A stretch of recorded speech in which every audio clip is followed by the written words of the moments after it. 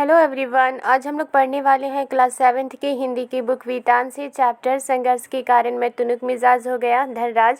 इस चैप्टर में हम एक इंटरव्यू के बारे में पढ़ने वाले हैं, यानी कि एक साक्षात्कार के बारे में पढ़ने वाले हैं।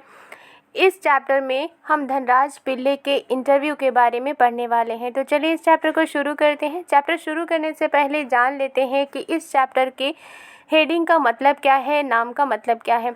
यहाँ लिखा है संघर्ष के कारण मैं तुनुक मिजाज हो गया धनराज। संघर्ष किसे कहते हैं? जब आप लाइफ में कोई स्ट्रगल कर रहे होते हैं, जब आप लाइफ में प्रॉब्लम्स को फेस कर रहे होते हैं और उसे सहते हुए जब आप आगे बढ़ते हैं, उसे संघर्ष कहा जाता है। तुनुक मिजाज किसे कहते हैं? छोटी छोटी बातों पर गुस्सा हो जाना ही तुनुक मिजाज कहलाता है। यहाँ लिखा है तकलीफ़ों की वजह से, लाइफ की प्रॉब्लम्स की वजह से मैं छोटी छोटी बातों पर गुस्सा करने लगा। ये किसने कहा था? ये धनराज पिल्ले ने कहा था। छोटी छोटी बातों पर गुस्सा करना ही तुनुक मिजाज कहलाता है। जो छोटी छोटी बातों पर गुस्सा करता है उसे तुनुक मिजाज कहा जाता है। यहाँ लिखा है हॉकी के सुप्रसिद्ध खिलाड़ी धनराज पिल्ले जब 35 वर्ष के हो गए, उनका एक साक्षात्कार विनीता पांडे ने लिया था। यानी कि हॉकी के सुप्रसिद्ध खिलाड़ी कौन थे? धनराज पिल्ले थे। वो हॉकी के एक प्रसिद्ध खिलाड़ी थे और जब वो 35 साल के हो जाते हैं, उनका एक इंटरव्यू लिया गया था और ये साक्षात्कार किसने लिया था? विनीता पांडे ने लिया था। इस साक्षात्कार का संपादित अंश यहाँ दिया जा रहा है। जब ये इंटरव्यू ली गई थी उसे छापा भी गया था और उसी के कुछ अंश इस चैप्टर में दिए गए हैं। यानी कि न्यूज़पेपर में जो इंटरव्यू छापी गई थी उसी के कुछ पार्ट इस चैप्टर में हम लोग पढ़ने वाले हैं। यहाँ पर लिखा है विनीता। विनीता को पांडे कौन है? जिन्होंने इंटरव्यू लिया था। इंटरव्यू में क्या होता है कि जो इंटरव्यूअर होते हैं, जो साक्षात्कारकर्ता होते हैं, वो क्वेश्चन करते हैं और जिनका इंटरव्यू लिया जाता है वो उसका आंसर देते हैं। यहाँ विनीता क्वेश्चन कर रही हैं। विनीता क्या क्वेश्चन कर रही हैं? खिड़की। पुणे की तंग गलियों से लेकर मुंबई के हीरानंदानी पवई कॉम्प्लेक्स तक आपका सफ़र बहुत लंबा और कष्ट साध्य रहा है। उस सफ़र के बारे में कुछ बताएं। विनीता पांडे धनराज पिल्ले से क्वेश्चन करती हैं कि खिड़की पुणे की तंग गलियों से लेकर, यानी कि जब इंसान फेमस नहीं होता, वो गरीब होता है, तो वो क्या करता है? उसके लाइफ में इतने ज़्यादा प्रॉब्लम्स होते हैं, वो अपने घर में ही रहता है और अपने घर में रहते हुए, चूँकि घर में खिड़की होती है और खिड़की से ही वो बाहर की वातावरण को देखता है, बाहर के पर्यावरण को देखता है। इसीलिए विनीता पांडे ने ये लिखा है कि खिड़की पुणे की तंग गलियों से लेकर। पुणे की तंग गलियों में ही धनराज पिल्ले का घर था और वो कहती हैं कि वहाँ से होकर मुंबई के हीरानंदानी पवई कॉम्प्लेक्स तक, यानी कि मुंबई के हीरानंदानी पवई कॉम्प्लेक्स एक कॉस्टली कॉम्प्लेक्स है।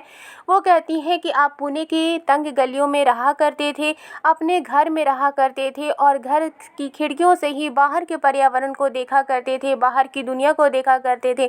वहाँ से मुंबई की हीरानंदानी पवई कॉम्प्लेक्स तक आपका सफ़र हुआ, यानी कि गरीबी से आप अमीरी की तरफ आए और ये जो सफ़र था वो बहुत लंबा था और तकलीफ़ों से भरा रहा है। उस सफ़र के बारे में कुछ बताएं। इस पर धनराज पिल्ले आंसर देते हुए कहते हैं बचपन मुश्किलों से भरा रहा, हम बहुत गरीब थे, मेरे दोनों बड़े भाई हॉकी खेलते थे। धनराज पिल्ले अपने बारे में बताते हुए कहते हैं कि उनका बचपन बहुत ही मुश्किलों से भरा रहा था, बहुत तकलीफ़ों से भरा रहा था और वो बहुत ज़्यादा गरीब थे। उनके दोनों बड़े भाई हॉकी खेला करते थे, उन्हीं के चलते मुझे भी उसका शौक़ हुआ, पर हॉकी स्टिक खरीदने तक की हैसियत नहीं थी मेरी। अपने बड़े भाइयों को हॉकी खेलते हुए देख कर धनराज पिल्ले को भी ये शौक़ हुआ था कि वो भी हॉकी खेले, लेकिन वो इतने गरीब थे कि उन्हें हॉकी स्टिक खरीदने तक उनकी हैसियत नहीं थी। वो हॉकी स्टिक भी नहीं खरीद सकते थे क्योंकि वो लोग बहुत ही ज़्यादा गरीब थे। इसलिए अपने साथियों के स्टिक उधार मांग कर काम चलाता था। क्योंकि धनराज पिल्ले को बहुत ही ज़्यादा शौक़ था हॉकी खेलने की, इसलिए वो क्या करते थे कि वो अपने दोस्तों से स्टिक उधार मांगा करते थे और उसी से ही वो हॉकी खेला करते थे। वो मुझे तभी मिलती जब वे खेल चुके होते थे। वो अपने बारे में कहते हैं कि चूँकि वो अपने दोस्तों से हॉकी स्टिक उधार मांगा करते थे और वो हॉकी स्टिक उन्हें तभी मिलती थी जब उनके दोस्त खेल चुके होते थे। इसके लिए बहुत धीरज के साथ अपनी बारी का इंतज़ार करना पड़ता था। वो कहते हैं कि अपने दोस्तों से हॉकी स्टिक मांगने के लिए उन्हें बहुत ही सब्र के साथ अपनी बारी का इंतज़ार करना पड़ता था। जब उनके दोस्त खेल चुके होते थे तभी वो अपनी स्टिक धनराज पिल्ले को देते थे और धनराज पिल्ले उसी स्टिक से फिर खेला करते थे। मुझे अपनी पहली स्टिक तब मिली जब मेरे बड़े भाई को भारतीय कैंप के लिए चुना गया। धनराज पिल्ले कहते हैं कि उन्हें उनकी अपनी पहली स्टिक तब मिली जब उनके बड़े भाई को भारतीय कैंप के लिए चुना गया।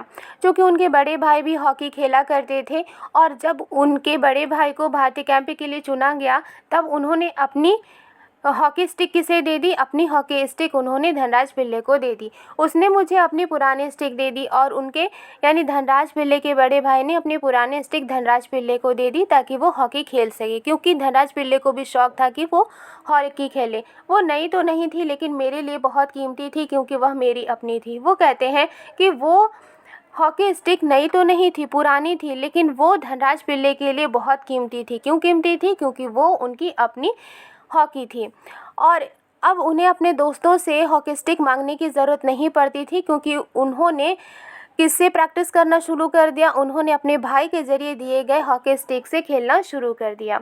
मैंने अपने जूनियर राष्ट्रीय हॉकी सन 1985 में मणिपुर में खेली, तब मैं सिर्फ 16 साल का था। वो कहते हैं कि उन्होंने अपने जूनियर राष्ट्रीय हॉकी मीन्स एक होता है जूनियर, एक होता है सीनियर। जिनकी उम्र 18 साल नहीं होती है वो जूनियर हॉकी में खेलते हैं और जिनकी उम्र 18 प्लस होती है वो सीनियर हॉकी में खेलते हैं। धनराज पिल्ले कहते हैं कि उन्होंने अपने जूनियर राष्ट्रीय हॉकी सन 1985 में मणिपुर में खेली थी और उस वक्त उनकी उम्र सिर्फ 16 साल की थी। देखने में दुबला पतला और छोटे बच्चे जैसा चेहरा। वो कहते हैं कि वो जब 16 साल के थे तब वो बहुत ही ज़्यादा दुबले पतले थे और छोटे बच्चे की तरह उनका चेहरा था। अपनी दुबली कदकाठी के बावजूद मेरा ऐसा दबदबा था कि कोई मुझसे भिड़ने की कोशिश नहीं करता था। वो कहते हैं कि उनकी पर्सनालिटी ऐसी थी, उनका फिजिकल स्ट्रक्चर ऐसा था कि वो दुबले पतले थे, लेकिन दुबले पतले होने के बावजूद भी उनका रौब इस तरह का था कि कोई भी उनसे भिड़ने की कोशिश नहीं करता था। किसी की भी इतनी हिम्मत नहीं होती थी कि कोई उनसे भिड़े। मैं बहुत जुझारू था, मैदान में भी और मैदान से बाहर भी। जुझारू का मतलब होता है झगड़ालू। यहाँ वो कहते हैं कि वो झगड़ालू किस्म के थे, मैदान में भी और मैदान से बाहर भी, क्योंकि वो छोटी छोटी बातों पर गुस्सा हो जाया करते थे।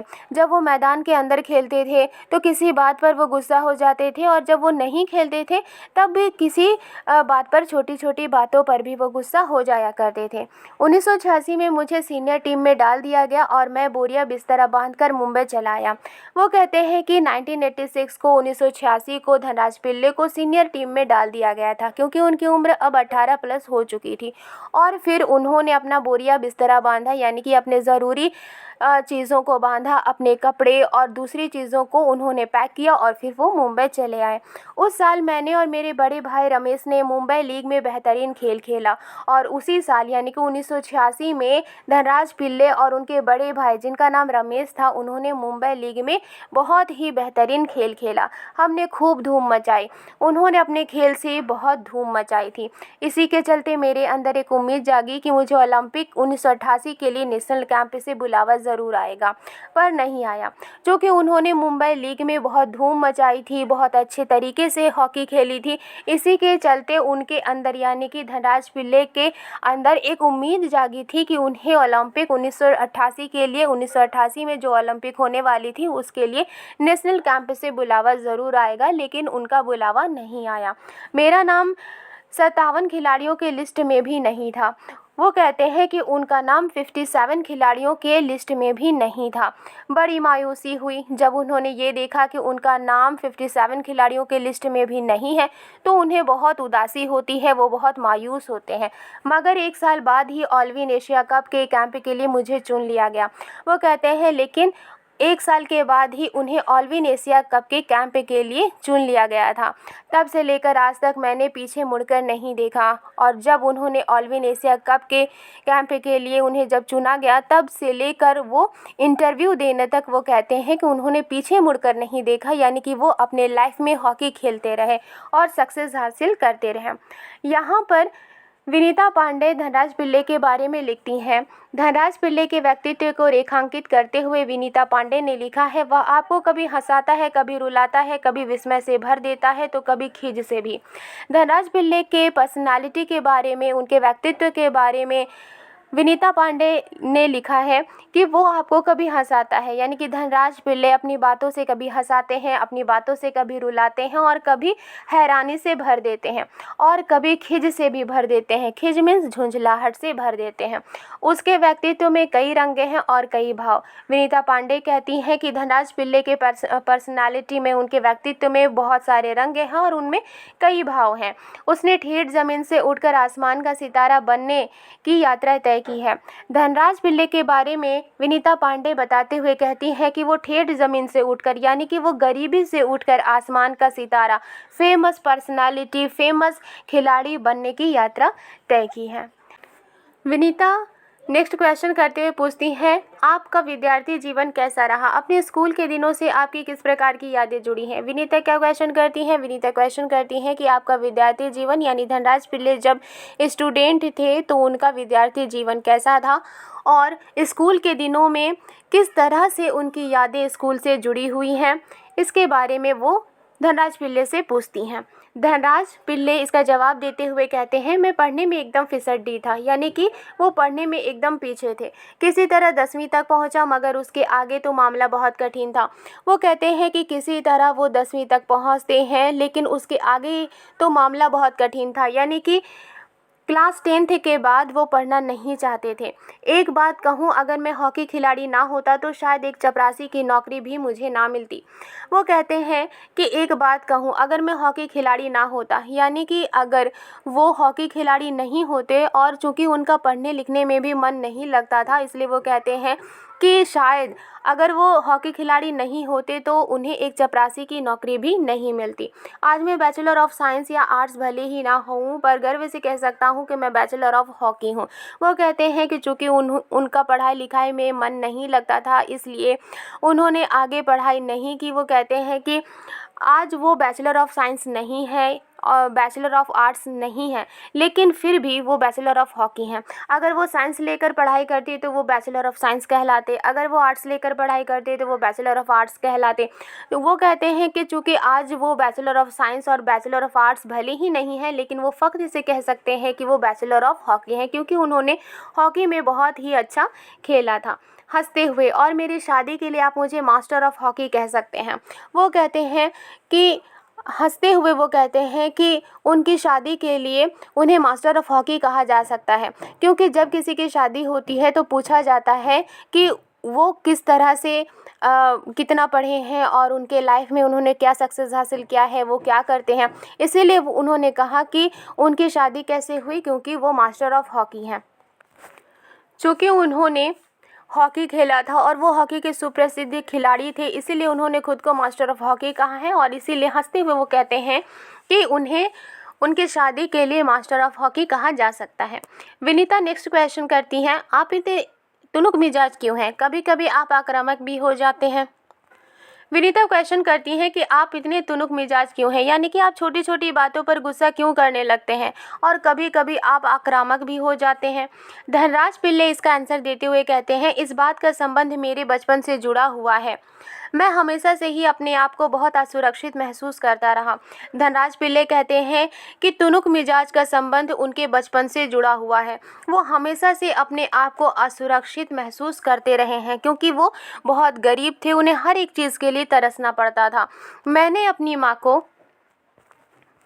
देखा है कि उन्हें हमारे पालन पोषण में कितना संघर्ष करना पड़ा है। वो कहते हैं कि उन्होंने अपनी माँ को देखा है कि उनकी माँ ने किस तरह से सभी के पालन पोषण के लिए संघर्ष किया है। मेरी तुनुक मिजाजी के पीछे कई वजहें हैं, लेकिन मैं बिना लाग लपेट वाला आदमी हूँ। वो कहते हैं कि उनके छोटी छोटी बातों पर गुस्सा करने की कई वजहें हैं, लेकिन वो बिना लाग लपेट वाले आदमी हैं, लेकिन वो किसी भी बात को बढ़ा चढ़ाकर बोलने वाले आदमी नहीं हैं।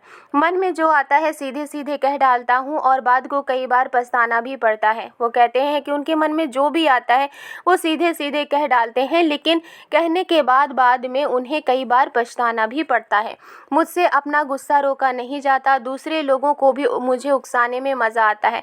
वो कहते हैं कि उनसे उनका गुस्सा रोका नहीं जाता है, वो बहुत ज़्यादा गुस्सा करते हैं और वो दूसरे लोगों को भी गुस्सा दिलाते हैं और उसमें उन्हें मज़ा आता है। मुझे ज़िंदगी में हर छोटी बड़ी चीज़ के लिए जूझना पड़ा जिससे मैं चिड़चिड़ा हो गया हूँ। वो कहते हैं कि उन्हें ज़िंदगी के हर चीज़ के लिए जूझना पड़ा, हर चीज़ के लिए संघर्ष करना पड़ा, क्योंकि वो लोग बहुत ज़्यादा गरीब थे और वो हर एक चीज़ के लिए तरसते थे। इसी वजह से वो बचपन से ही चिड़चिड़े हो गए थे। साथ ही साथ मैं बहुत भावुक इंसान भी हूँ, मैं किसी को तकलीफ़ में नहीं देख सकता। वो कहते हैं कि साथ ही साथ वो बहुत भावुक इंसान है, यानी कि बहुत इमोशनल इंसान है। वो किसी को भी तकलीफ़ में नहीं देख सकते थे। मैं अपने दोस्तों और अपने परिवार की बहुत कद्र करता हूँ। मुझे अपनी गलतियों के लिए माफ़ी मांगने में कोई शर्म महसूस नहीं होती। वो कहते हैं कि वो अपने दोस्तों और अपने परिवार की बहुत इज़्ज़त करते हैं, बहुत रिस्पेक्ट करते हैं, उन्हें तकलीफ़ में नहीं देख सकते, और अगर उनसे कभी गलती हो जाती है तो वो अपनी गलती के लिए माफ़ी मांगने में भी कोई शर्म महसूस नहीं करते हैं। वो अपनी गलती के लिए भी माफ़ी मांग लेते हैं। विनीता पूछती हैं, आपके परिवार की आपके लिए क्या अहमियत है? यानी कि धनराज पिल्ले के परिवार की धनराज पिल्ले के लिए क्या वैल्यू है? धनराज पिल्ले बताते हैं, सबसे अधिक प्रेरणा मुझे अपनी माँ से मिली। उन्होंने हम सब भाई बहनों में अच्छे संस्कार डालने की कोशिश की। धनराज पिल्ले बताते हैं कि सबसे ज़्यादा उन्हें मोटिवेशन उनकी माँ से मिली है। उनकी माँ ने धनराज पिल्ले और उनके भाई बहनों में अच्छे संस्कार डालने की कोशिश की। मैं उनके सबसे नज़दीक हूँ। मैं चाहे भारत में रहूँ या विदेश में, रोज़ रात में सोने से पहले माँ से ज़रूर बात करता हूँ। वो कहते हैं कि वो अपनी माँ के बहुत नज़दीक हैं, और चाहे वो भारत में रहें, चाहे भारत से बाहर रहें यानी विदेश में रहें, जब वो रोज़ रात को सोने जाते हैं तो सोने से पहले वो अपनी माँ से बात ज़रूर करते हैं। मेरी माँ ने मुझे अपनी प्रसिद्धि को विनम्रता के साथ संभालने की सीख दी है। यानी कि धनराज पिल्ले की माँ ने उन्हें अपनी प्रसिद्धि को, चूँकि धनराज पिल्ले प्रसिद्ध खिलाड़ी बन गए थे, इसलिए उनकी माँ ने उनकी प्रसिद्धि को विनम्रता के साथ यानी शिष्टाचार के साथ संभालने की सीख दी है। मेरी सबसे बड़ी भाभी कविता भी मेरे लिए माँ की तरह हैं, और वह भी मेरे लिए प्रेरणा स्रोत रही हैं। वो कहते हैं कि मेरी बड़ी भाभी यानी कि धनराज पिल्ले की बड़ी भाभी, जिनका नाम कविता है, वो उनके बारे में बताते हुए कहते हैं कि वो भी धनराज पिल्ले की माँ की तरह है, क्योंकि वो भी धनराज पिल्ले के लिए प्रेरणा स्रोत रही हैं। विनीता आगे पूछती हैं, वो पूछती हैं, आपने सबसे पहले कृत्रिम घास एस्ट्रोटर्फ पर हॉकी कब खेली? एस्ट्रोटर्फ क्या होता है? ये एक कृत्रिम घास होती है जिसे इंसानों ने बनाया है। धनराज पिल्ले इसका आंसर देते हुए कहते हैं, मैंने सबसे पहले कृत्रिम घास तब देखी जब राष्ट्रीय खेलों नेशनल्स में भाग लेने 1988 में नई दिल्ली आया। वो बताते हैं कि उन्होंने सबसे पहले कृत्रिम घास यानी इंसानों के जरिए बनाई गई घास तब देखी थी जब वो राष्ट्रीय खेलों यानी नेशनल खेल में भाग लेने के लिए 1988 में वो नई दिल्ली आए थे। मुझे याद है कि किस तरह सोमैया और जोक्विम कार्वाल्हो मुझे एक कोने में ले जाकर कृत्रिम घास पर खेलने के गुर बता रहे थे। वो कहते हैं कि उन्हें याद है कि सोमैया और जोक्विम कार्वाल्हो उन्हें एक कोने में ले जाते हैं और कृत्रिम घास पर खेलने के तरीके बता रहे थे, और जब वे बताने में लगे हुए थे मैं झुक झुक कर उस मैदान को छू रहा था। वो कहते हैं कि जब सोमैया और जोक्विम कार्वाल्हो उन्हें तरीके बता रहे थे कि किस तरह से कृत्रिम घास पर खेला जाता है, तब धनराज पिल्ले झुक झुक कर उस मैदान को छू रहे थे। मुझे विश्वास ही नहीं हो रहा था कि विज्ञान इस कदर तरक्की कर सकता है जिससे कृत्रिम घास तक उगाई जा सके। वो कहते हैं कि उन्हें यकीन ही नहीं हो रहा था कि साइंस इस तरह से तरक्की कर सकता है जिससे कि वो कृत्रिम घास उगा सके, यानी कि इंसानों ने कृत्रिम घास उगाई थी और साइंस की मदद से उगाई थी, और उन्हें यकीन नहीं हो रहा था कि विज्ञान की मदद से कृत्रिम घास तक उगाई जा सकती है। विनीता नेक्स्ट क्वेश्चन करते हुए पूछती हैं, हर युवक का ये सपना होता है कि उसके पास एक कार हो, आपके पास अपनी पहली कार कब आई? वो क्या पूछती हैं कि हर एक नौजवान का ये सपना होता है, ये ड्रीम होता है कि उसके पास एक कार हो, आपके पास यानी धनराज पिल्ले के पास पहली कार कब आई? धनराज पिल्ले इसके बारे में आंसर देते हुए कहते हैं कि मेरी पहली कार एक सेकंड हैंड अरमाडा थी जो मुझे मेरे पहले के एम्प्लॉयर ने दी थी। यानी कि धनराज पिल्ले के पास जब सबसे पहली जो कार आई थी वो एक सेकंड हैंड अरमाडा थी, और ये सेकंड हैंड अरमाडा कार किसने दिया था? धनराज पिल्ले को उनके पहले एम्प्लॉयर ने दी थी। तब तक मैं काफ़ी नामी खिलाड़ी बन चुका था। वो कहते हैं तब तक वो काफ़ी प्रसिद्ध खिलाड़ी बन चुके थे, काफ़ी फेमस खिलाड़ी बन चुके थे, मगर ये कोई ज़रूरी नहीं कि शोहरत पैसा साथ लेकर आए। मैं तब भी मुंबई की लोकल ट्रेनों और बसों में सफ़र करता था। वो कहते हैं कि लेकिन ये कोई ज़रूरी बात नहीं है कि जब आप फेमस हो जाते हैं, जब आपके पास शोहरत होती है तो आपके पास पैसा भी हो। ऐसा नहीं है। अगर आपके पास शोहरत है तो कोई ज़रूरी नहीं है कि आपके पास पैसा हो। वो कहते हैं वो तब भी जब वो फेमस हो गए थे तब भी मुंबई की लोकल ट्रेनों और बसों में सफ़र किया करते थे, क्योंकि टैक्सी में चढ़ने की हैसियत मुझ में नहीं थी। वो क्या कहते हैं, क्योंकि टैक्सी में चढ़ने की हैसियत मुझ में नहीं थी, यानी कि वो अभी भी गरीब थे। चूँकि वो प्रसिद्ध हो गए थे, प्रसिद्ध खिलाड़ी थे, लेकिन फिर भी वो गरीब थे। मुझे याद है एक बार किसी फोटोग्राफर ने एक भीड़ से भरे रेलवे स्टेशन पर मेरी तस्वीर खींचकर अगली सुबह अखबार में ये खबर छाप दी कि हॉकी का सितारा पिल्ले अभी भी मुंबई की लोकल ट्रेनों में सफ़र करता है। वो कहते हैं कि एक बार उन्हें याद है कि एक फोटोग्राफर ने एक भीड़ से भरे रेलवे स्टेशन पर धनराज पिल्ले की तस्वीर खींची और अगली सुबह अखबार में यानी न्यूज़पेपर में ये खबर छाप दी कि हॉकी का सितारा पिल्ले अभी भी मुंबई की लोकल ट्रेनों में सफ़र करता है। यानी कि धनराज पिल्ले प्रसिद्ध खिलाड़ी हैं, लेकिन फिर भी वो अभी भी मुंबई की लोकल ट्रेन में सफ़र करते हैं। उस दिन मैंने महसूस किया कि मैं एक मशहूर चेहरा बन चुका हूं और मुझे लोकल ट्रेनों में सफ़र करने से बचना चाहिए। धनराज पिल्ले बताते हैं कि उस दिन उन्होंने महसूस किया जब उनकी खबर न्यूज़पेपर में छपी थी कि वो एक मशहूर खिलाड़ी होने के बावजूद भी लोकल ट्रेनों में सफ़र कर रहे हैं। तब उन्होंने महसूस किया कि वो एक मशहूर चेहरा बन चुके हैं और उन्हें लोकल ट्रेनों में सफ़र करने से बचना चाहिए। लेकिन मैं कर ही क्या सकता था, मैं जो भी थोड़ा बहुत कमाता था उससे अपना परिवार चलाना पड़ता था। वो कहते हैं कि लेकिन वो कर भी क्या सकते थे, क्योंकि वो जो कुछ भी थोड़ा बहुत कमाते थे उससे ही उन्हें अपना परिवार चलाना पड़ता था। धीरे धीरे पैसे जमा करके बहन की शादी की और अपनी माँ के लिए हर महीने पुणे पैसा भेजना शुरू किया। वो कहते हैं कि धीरे धीरे उन्होंने पैसा जमा किया और फिर उन्होंने बहन की शादी की और अपनी माँ के लिए हर महीने वो पुणे पैसा भेजा करते थे। आज मेरे पास एक फोर्ड आइकॉन है जिसे मैंने सन 2000 में ख़रीदा था, मगर वह किसी कारपोरेट हाउस का दिया हुआ तोहफा नहीं बल्कि मेरी मेहनत की गाढ़ी कमाई से खरीदी हुई कार है। वो कहते हैं कि आज उनके पास एक फोर्ड आइकॉन है जिसे उन्होंने 2000 में ख़रीदा था। वो कहते हैं कि वो कार किसी कारपोरेट हाउस ने नहीं दिया था, ये कोई तोहफा नहीं था, बल्कि वो उस कार को उन्होंने अपनी मेहनत से, अपनी मेहनत की कमाई से ही खरीदी थी। विनीता नेक्स्ट क्वेश्चन करते हुए पूछती हैं, सफलता का आपके लिए क्या महत्व है? हॉकी को आपने इतना कुछ दिया, इसके बदले आपको क्या मिला? विनीता क्वेश्चन करती हैं कि सक्सेस का आपके लिए क्या वैल्यू है? आपने हॉकी को इतना कुछ दिया है और इसके बदले में आपको क्या मिला है? धनराज पिल्ले इसका आंसर देते हुए कहते हैं, कुछ रुपये इनाम में मिले थे, मगर आज खिलाड़ियों को जितना मिलता है उसके मुकाबले में पहले कुछ नहीं मिलता था। वो कहते हैं कि कुछ रुपये उन्हें हॉकी के बदले इनाम में मिले थे, लेकिन आज खिलाड़ियों को जितना मिलता है उसके मुकाबले में पहले के खिलाड़ियों को कुछ नहीं मिलता था। मेरी पहली जिम्मेदारी थी परिवार में आर्थिक तंगी को दूर करना और उन सबको एक बेहतर ज़िंदगी देना। धनराज पिल्ले कहते हैं कि उनकी पहली जिम्मेदारी ये थी कि वो अपने परिवार की आर्थिक तंगी को दूर करे, उनकी गरीबी को दूर करे और उन सबको एक बेहतर ज़िंदगी दे। विदेश में जाकर खेलने से जो कमाई हुई उससे मैंने 1994 में पुणे के भाव पाटिल रोड पर 2 बेडरूम का एक छोटा सा फ्लैट खरीदा। वो कहते हैं कि जब वो विदेश जाकर खेलने लगे और उससे जो कमाई हुई उससे उन्होंने 1994 में पुणे के भाव पाटिल रोड पर 2 बेडरूम का एक छोटा सा फ्लैट खरीदा। घर छोटा ज़रूर है पर हम सबके लिए काफ़ी है। यानी कि वो घर छोटा था, लेकिन वो कहते हैं कि वो घर उन सब के लिए काफ़ी था। 1999 में महाराष्ट्र सरकार ने मुझे पवई में एक फ़्लैट दिया। वो ऐसा घर है जिसे खरीदने की मेरी खुद की हैसियत कभी नहीं हो पाती। यानी कि 1999 में महाराष्ट्र सरकार ने धनराज पिल्ले को पवई में एक फ़्लैट दिया था। वो एक ऐसा घर है जिसे खरीदने की मेरी खुद की हैसियत कभी नहीं हो पाती। यानी कि धनराज पिल्ले इतने महंगे घर को नहीं खरीद सकते थे। विनीता नेक्स्ट क्वेश्चन करते हुए पूछती हैं, सेलिब्रिटीज़ के साथ एक ही मंच पर बैठना कैसा लगता है? धनराज इस क्वेश्चन का आंसर देते हुए कहते हैं, बहुत अच्छा। जब हम राष्ट्रपति से मिले तब ये महसूस हुआ कि हम कितने खास हैं। यानी कि जब वो राष्ट्रपति से मिले थे तब उन्हें ये एहसास हुआ था कि वो कितने खास हैं, कितने प्रसिद्ध हैं। हॉकी ही है जिसके चलते हर जगह प्रतिष्ठा मिली।